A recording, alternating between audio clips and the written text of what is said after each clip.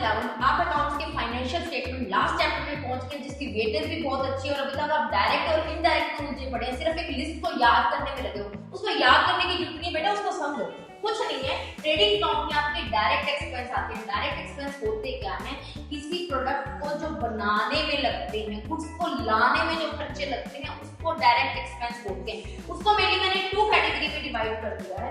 यहाँ पे देखो, जो आपके कैरेज से लेकर ये एक्सपेंस इंपोर्ट ड्यूटी तक आ रहे हैं, ये सारे के सारे खर्चे आपको गुड्स को खरीदने से रिलेटेड खर्चे, लाइक कैरेज इम्पोर्ट, फ्रेट से रिलेटेड हो गया, एक्साइज हो गया, expense on purchase, drop charge, import, सब के सब खरीदने से रिलेटेड खर्चे, डायरेक्ट खर्चे।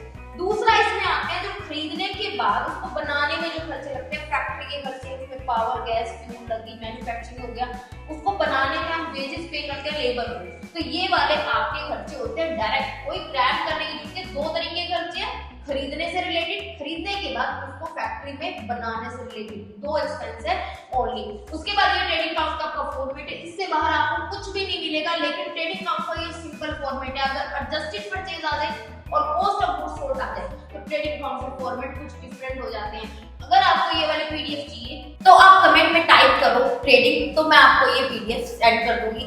लेकिन इसको पेज को फॉलो करना मत भूलना, क्योंकि ये पीडीएफ उसी को ही मिलेगी जो फॉलो करेगा।